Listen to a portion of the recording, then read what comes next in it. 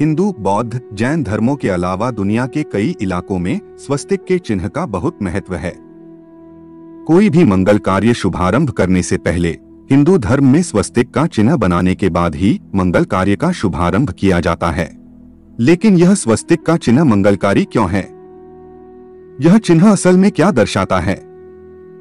इस स्वस्तिक चिन्ह का आकार कहां से लिया गया है? आज की इस प्रस्तुति में स्वस्तिक के बारे में ऐसी आश्चर्यजनक जानकारी देने जा रहे हैं जिसे आपने पहले कभी नहीं सुनी होगी, और हर एक सनातन धर्मी को स्वस्तिक के बारे में यह जानकारी होनी ही चाहिए। तो इस प्रस्तुति को अंत तक जरूर देखना। हमारी भक्ति ही है हमारी शक्ति, जो जोड़े हमें प्रभु के साथ। सनातन संस्कृति का परम मंगलकारी प्रतीक चिन्ह स्वस्तिक अपने आप में विलक्षण है। स्वस्तिक का अर्थ स्वस्तिक को सु एवं अस्ति का मिश्रण योग माना जाता है।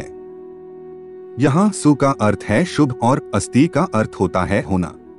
संस्कृत व्याकरण के अनुसार सु एवं अस्ति को जब संयुक्त किया जाता है तो जो नया शब्द बनता है वो है स्वस्ति, अर्थात शुभ हो, कल्याण हो। और स्वस्तिक का मतलब होता है कल्याण करने वाला। भारतीय संस्कृति में स्वस्तिक चिन्ह को विष्णु, सूर्य, सृष्टिचक्र तथा संपूर्ण ब्रह्मांड और वैकुंठ का प्रतीक माना गया है। कुछ विद्वानों ने इसे गणेश का प्रतीक मानकर इसे प्रथम वंदनीय भी माना है। यह मांगलिक चिन्ह अनादि काल से संपूर्ण सृष्टि में व्याप्त रहा है।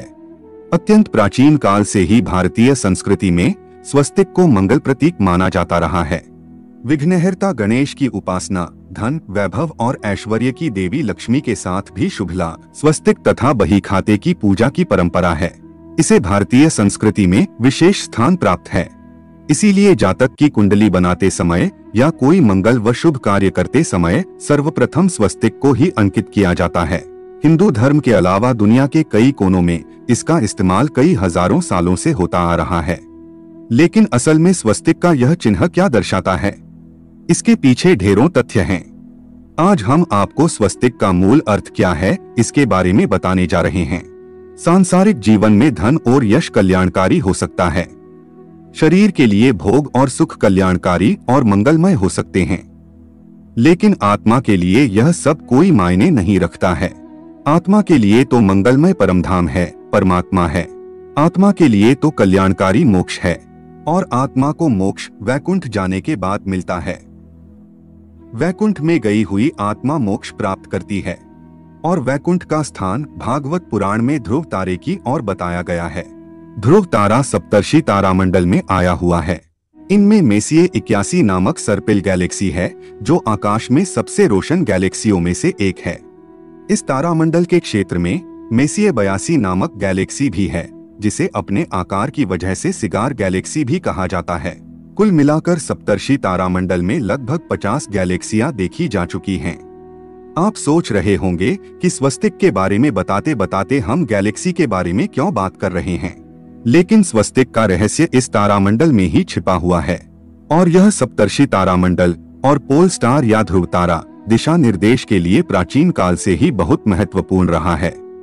रात्रि के समय में यदि आप दिशाएं भूल गए हैं और भटक गए हैं तो आपको आकाश में ध्रुव तारे को ही ढूंढना पड़ेगा, जो उत्तर दिशा को दर्शाता है। और इसी तरह अगर आप इस भवसागर में भटक गए हैं और उस मंगलकारी और सौभाग्यकारी वैकुंठ का पता लगाना है तो भी आपको आकाश में ध्रुव तारे को ही ढूंढना पड़ेगा। और वैकुंठ के इस स्थान पर होने का ज्ञान हमारे ऋषि मुनियों को तो था ही, साथ में इजिप्ट वासियों को भी मोक्ष प्राप्ति के इस स्थान का सही से ज्ञान था। और इजिप्टोलॉजिस्ट और रिसर्चर्स पिरामिड को क्यों बनाया गया था? इस प्रश्न का उत्तर ढूंढते ढूंढते आखिरकार इस नतीजे पर पहुंचे कि पिरामिड बनाने का मुख्य कारण था मोक्ष प्राप्ति, और मोक्ष प्राप्ति करवाने वाला स्थान है ध्रुव तारे की ओर वैकुंठ। और आप पिरामिड की संरचना को देखेंगे तो आप देखेंगे कि किंग चेम्बर में से एक शाफ्ट 30 डिग्री एंगल से इस तरह से निकलती है, जो सीधे ध्रुव तारे की ओर परफेक्टली जुड़ती है। इस शाफ्ट को बनाने का मकसद था किंग की आत्मा को सीधे परमधाम में मोक्ष मिल सके। और ऐसा सिर्फ हम ही नहीं कह रहे हैं, लेकिन जेरेमी नेडलर नाम के इजिप्शियन विशेषज्ञ ने भी अपनी किताब shamanic wisdom in the pyramid text में इसे विस्तार पूर्वक समझाया है।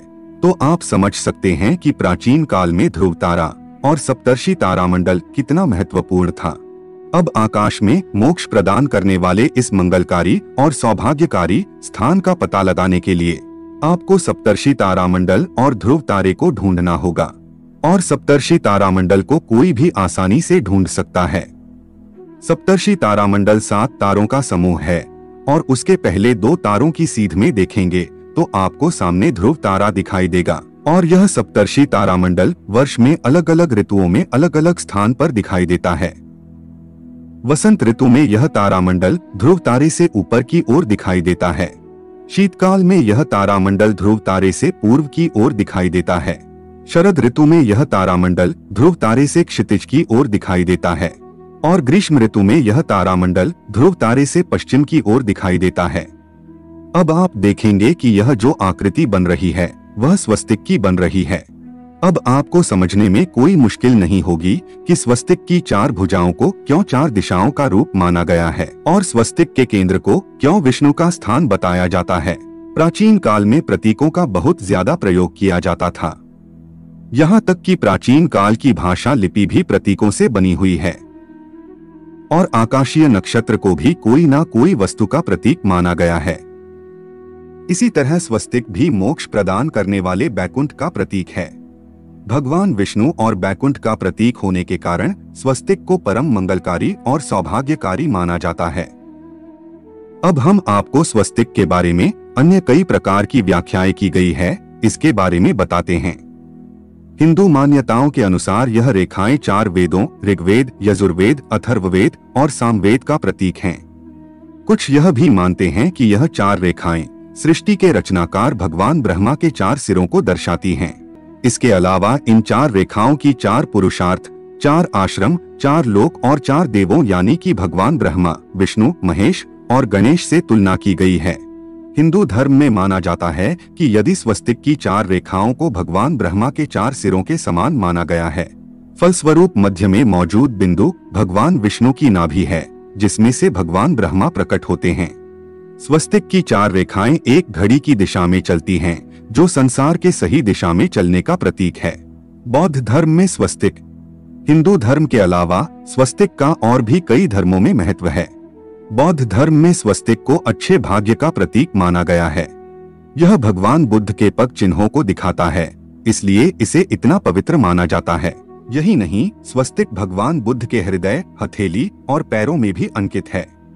जैन धर्म में स्वस्तिक, वैसे तो हिंदू धर्म में ही स्वस्तिक के प्रयोग को सबसे उच्च माना गया है, लेकिन हिंदू धर्म के जैसा ही महत्व स्वस्तिक का जैन धर्म में भी है। जैन धर्म में यह 7वें जिन का प्रतीक है, जिसे सब तीर्थंकर सुपार्श्वनाथ के नाम से भी जानते हैं। श्वेतांबर जैनी स्वस्तिक को अष्ट मंगल का मुख्य प्रतीक मानते हैं। सिंधु सरस्वती सभ्यता में भी मिले हैं स्वस्तिक चिन्ह।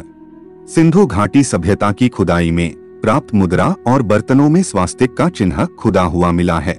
उदयगिरी और खंडगिरी की गुफाओं में भी स्वास्तिक के चिन्ह मिले हैं। इसके अलावा ऐतिहासिक साक्ष्यों जैसे मोहनजोदड़ो, हड़प्पा संस्कृति, अशोक के शिलालेखों, रामायण, हरिवंश पुराण, महाभारत आदि में स्वस्तिक का अनेकों बार उल्लेख मिलता है।